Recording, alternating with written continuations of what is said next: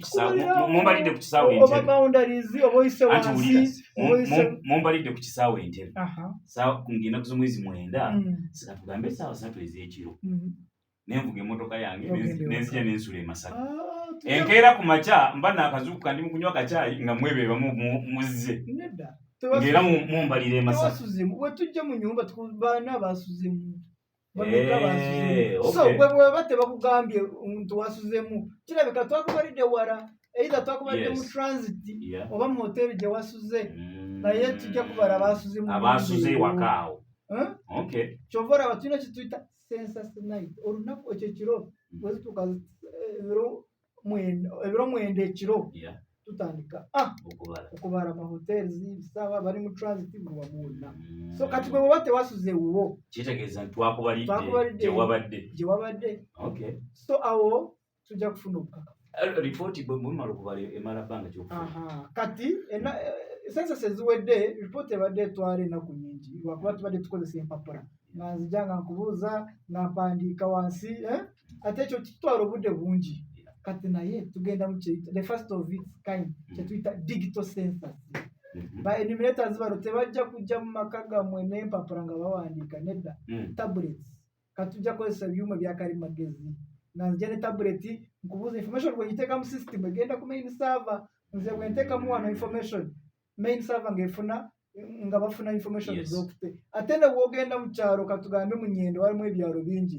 no skipping awo ennyumba emu nga togibaze system egenda kugaana egamba twakola mapping nga ntuufu eno ennyumba ya Mr. Hussein togibaze sokoddeyo babale awo bw'omala okubabala kubanga enumerator alina ekyalo kyo kye bamuwa ate byonna babimonitoringa system ekumonitoringa byonna bibaze bw'oba tokimaze tosobola kusubmitinga oba tonaba kumala omulimu ogwo so after that tujja kutwala by this year around November mwaka guno nga tegunagwa tujja kuwa kyetuyita preliminary report not final but preliminary report eyo bagenda kugiteeza mu Luganda ekigambo preliminary naye eyo si report esembayo so mu November tujja kuwa report etali yankomeredde so kijja kutwala obudde butini nnyo okuwa report yonna kubanga census eziwedde ngeya 2014 ya 2002 ezo 1998 the years we had census the results were delaying naye kati okukozesa machines computers zino kijja kwanguwako nnyo eno Uganda erimu ebyalo ebimu nga ne network tezirimu including ez'amasimu kwekolabanga akantu kyovoraba bya tablet weereza data kyovoraba tukola census mapping kubanga ne mapping tukozesa tablets ebyo na tubitestinga netumanyi mu kyalo kino ne kino tewaliko network ejja kutawanya kati fe netunonya solution kubanga buli kizibu kyonna kirina solution ate science tegwayo technology tegwayo if it needs connecting on internet what we will do it but those machines zijja kubanga zikola buli kimu kyonna kyokora batukola census mapping kati ebyo byonna byetubeera twekenenya then kukali akaripoti kyembadde noonyamu accuracy omanyi mugenda ne mutuyimba tetulimba anti sokubuliza ekibuuzo kyange nze kati mbuuza nga muntu wa bulijjo kuba nkiikiridde muntu wa bulijjo mugenda ne mutulimba kuba mutuga nti mwe musinga okubala ne tukkiriza ne mubala nti abantu Uganda ndeta kyakulabira Uganda nti erimu abantu katugaye miliyoni 3 ripoti neefuluma kumbe wakati w'okubala ne wakati wa ripoti okufuluma waliwo akakadde kamu kaafudde how accurate is that report kati ne mugamba government ono nti sebo government olina abantu miliyoni 3 nenge ebyaddala alina 2 kakadde kalamba kaafudde okubala abantu singa okubala obululu abantu akakadde k'abantu tekasobola kufa mu kubala ebyo tubulira mu bululu n'awalala naye tumanyi tewaliwo engeri gye tusobola okubala 3 miliyoni 3 nga tulina 3 mwemu tekisoboka kubanga tugenda mu maka g'abantu ne tubala ekirumu kyetufiidinga so there is no way tewali engeri yonna mugenda mu malwaliro tugenda abantu malwaliro bafa era yensonga waliwo mochari abantu bava mu waadi emirambo gajengira mochari nendako katona nti John wuliriza mubaze omuntu leero nga mulamu mubadde mwakavaawo n'akutuka mbadde ndowooza okugamba wali akakadde kamu kesigayo kati bwe kibeekyo ngamba nti ono gwe mubaze afudde kati ffe tubala abantu betusanze nga balamu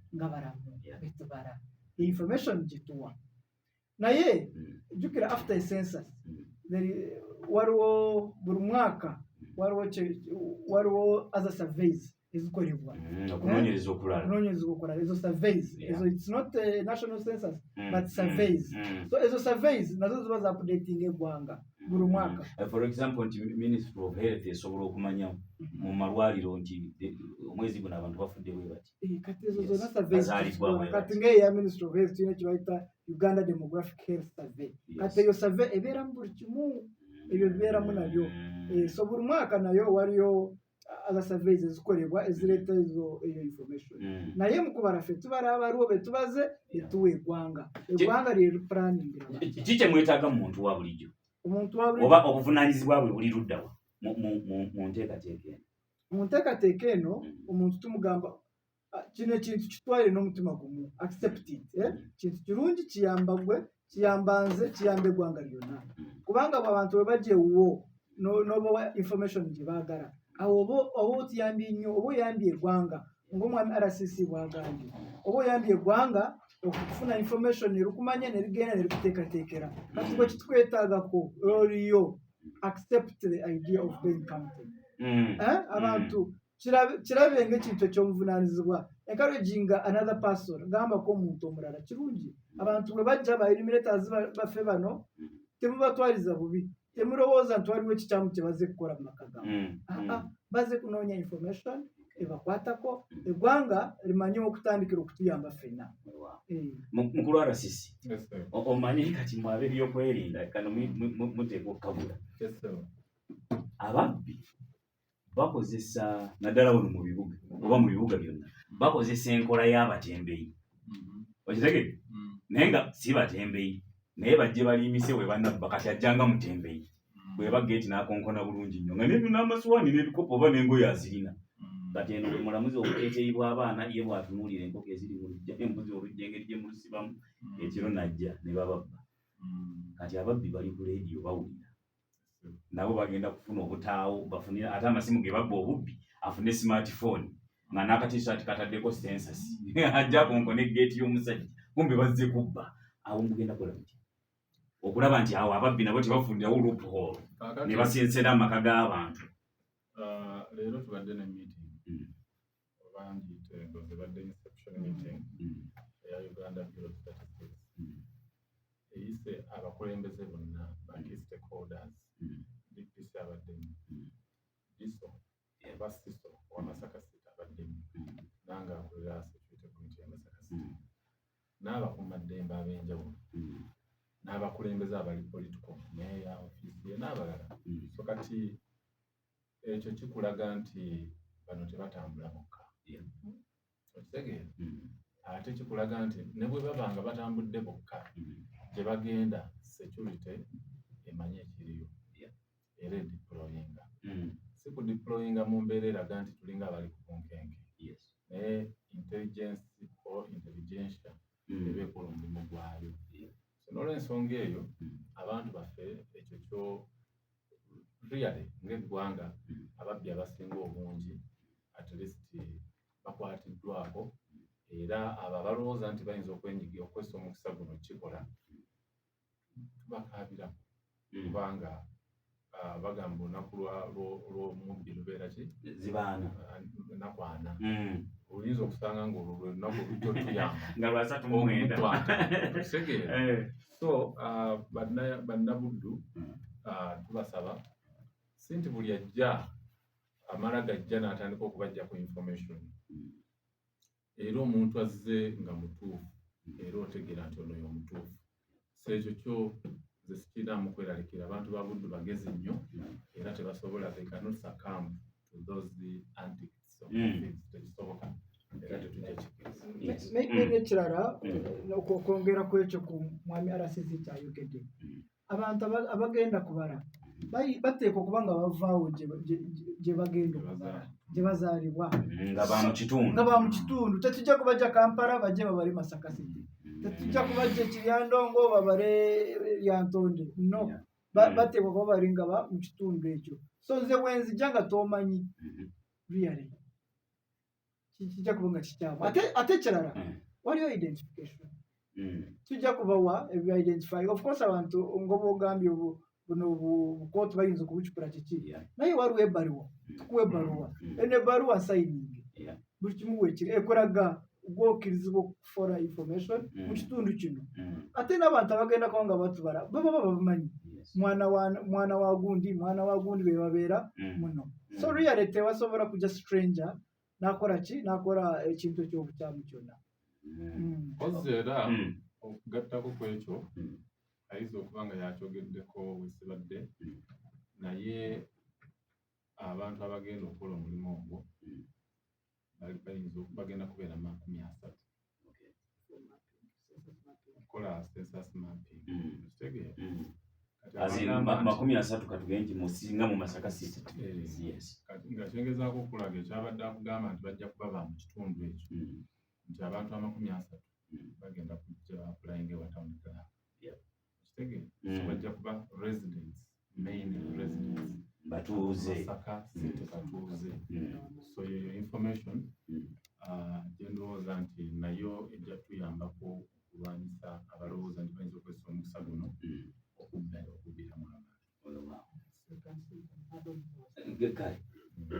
omuwaka zinda abeeko byagattako naye sagala abantu bogere n'omuntu gwe batategera bayinza okuga tubirikodiize nsoko tuwa amannya nze Rogers Sekiranda nkona ekitongole kyekibala abantu n'ebintu nga nyongereza ku kya bakulambudde waggulu kye badde boogerako abantu bano banategeera batya nti abantu ababala oba bayitamu batuufu abantu bano bagenda kuba n'abakulembeze b'ebitundu okugeza LC1 n'abakulembeze abalala bwendaba nga nze nzoba nga ndi mwana wa ku kyalo naye nga ndi mu kasonda kotamanyiddeemu omuntu agenda okundeeta ewuwo ojja kubanga omumanyi ng'akumanyi agambye nti ono omwana waffe wa mukyonu gundi azze afune ebikwatako kati abantu baleme kutya kubanga abantu banajja nabo bajja kuba n'abakulembeze ab'enjawulo nga tetunagenda mulogo gajja kumuddira naye kansooke mbuuze kati wano mu Buganda actually njiwulira nga njogera omusajja nombuuza omusajja nkulukumunyo naye olina abaana babiri omusajja tabali bwanzaabo is kind of privacy bw'oyagala okuba mbuuza mbakubuulira omuwendo you are infringing on my privacy information kiye bagenda okutujja olaba omuntu ne bw'omubuuza bubuuza kintu bya bulijjo ng'oli omubuuza binoge mukulu w'olwo olina emmotoka ey'obwannannyini oba ojjasiti ya gavumenti yokka gy'olina ayinza otuya n'okubuulira ansa wagwe yeebuzaabuza lwaki ombuuza olimbega naye nga kyombuuza kintu kitono nnyo kati abantu balina information gye bakukulira maybe bo ku lwabwe nga balaba nti nkulu eri private tasaanye gikuwa abantu bajja kugaana okuwaayo ansa kituufu ekyo olumu abantu basinziira ku baby culture bagamba baffe mu buwangwa tetubala muwendo gw'abantu oba maybe even religion mu nzikiriza amadiini naye ffe nga Uganda Bureau of Statistics twekozemu omulimu tumanyise eggwanga tugambe eggwanga okubala si kizibu ne mu Bible kyalimu okubala tekutandise kati kyalimu ne mu Bible abantu bonna okubala kulungi so kati ffe twekozemu omulimu tugambe eggwanga banange okubala kitaasaffe Abannayuganda kubanga tulina okwetegeera omuwendo tusooke twewa obuweereza ng'Abannayuganda kati abantu abo twatandika dda okubakonvinsinga kubanga na questions zaffe really omuntu bw'aba akubuuza ng'agamba olina abaana bameka abasurvivinze olinawo abasurvivinze buli kimu kyobasoma olaba ebibuuzo really si bya bukyamu walina omuntu kyayetaaga okukolera it's about informing people and creating awareness okubagamba obulungi bwakyo nga tewali mu kirala kyonna ekibi abantu bo kubanga mbadde njagala kwebaza mukwano gwange ono RCC ne leadership yonna ya Masaka City. Leero bwe tubayise bonna twabayise mu lukiiko bonna baze abangi bonna katwala batusooka mu bakulembeze abakulembeze be batwala enjiri wansi ne baba believingiramu. So mulumu gwaffe w'abakulembeze gw'eggwanga lyonna gwamu media okulaga eggwanga okulaga abantu b'e Masaka City kiki ekirungi ekiri mu kubala abantu. So ekyo kijja okuvaako abantu okutuwa answers nga tewaliwo kye batukweka kubanga bwe nzija ne nkubuuza abaana bo b'olina really sagala kubabasa nkugamba after all I have introduced myself ne nkugamba nva wano I'm here for this processes olaba nga tewaliwo obukyamu bwonna. So kyembadde njagala kugamba abantu to be specific ku census mapping kye tugambye etandise kati n'abantu bagenda kujja mu areas zammwe mubaanirize bulungi mubawe kye beetaaga kubanga bino really bigenda kutuyamba ffe ng'eggwanga.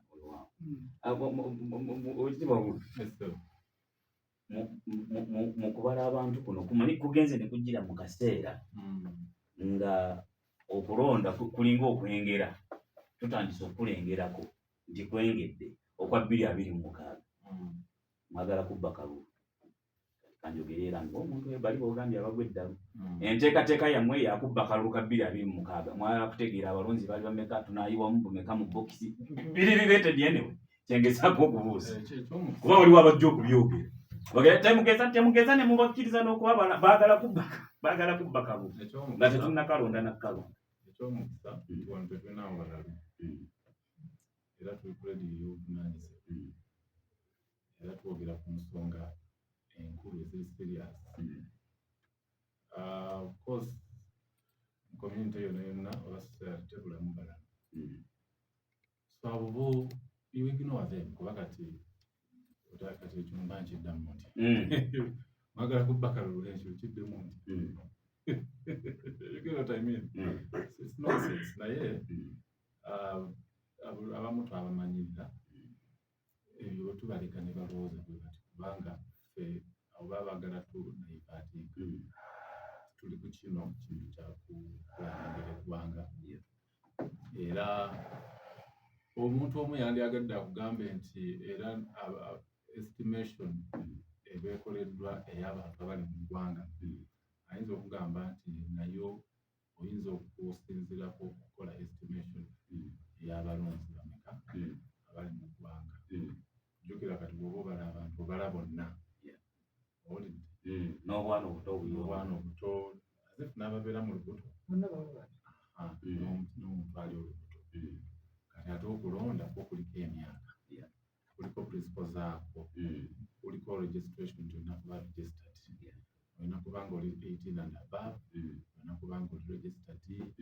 kakati nze ndaba nga abo bo be banoonya kipopularity era be bava ku mulamwa ogw'okwetunda mu bantu ate ne badda ku bitayamba naye fine abo twabamanyirira.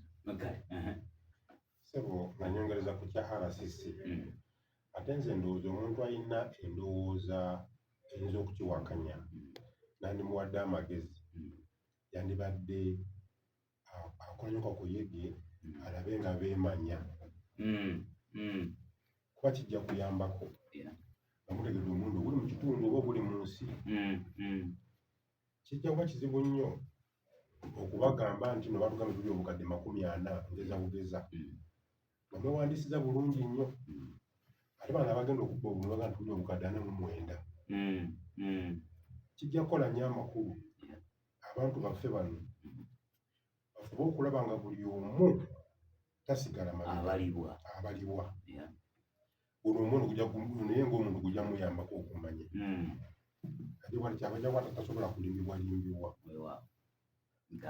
yes nakuyagala okugatta abantu bisoko beyananya tubadde tetunawulira mukozi aneyanza nnyo neyanzige asebo mubala kutukyaza erinnya lyange nze Jamiru Birende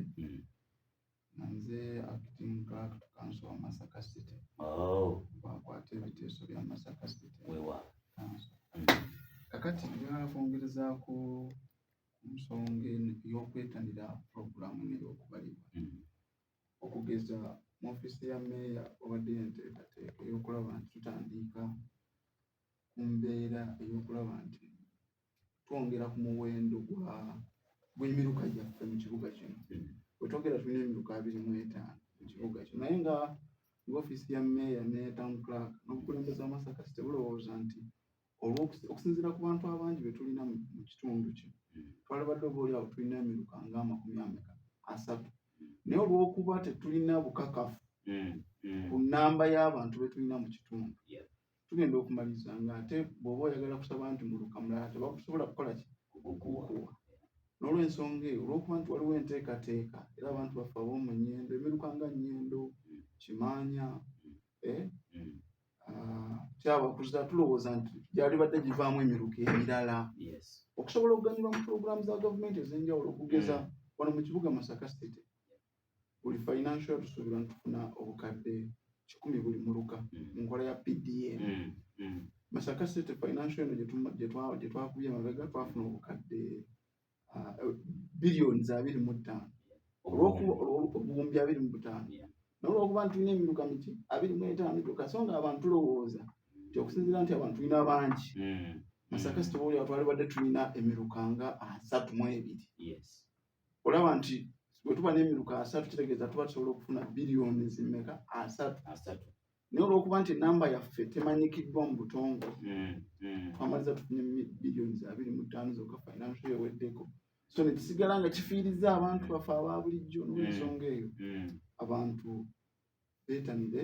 enteekateeka ey'okumanya omuwendo gwabwe. Kale tugenda kuwumulamu katono nnyo, mpuliriza tukyalina ekitongole kya Uganda Bureau of Statistics, tukomewo katujje tovaawo.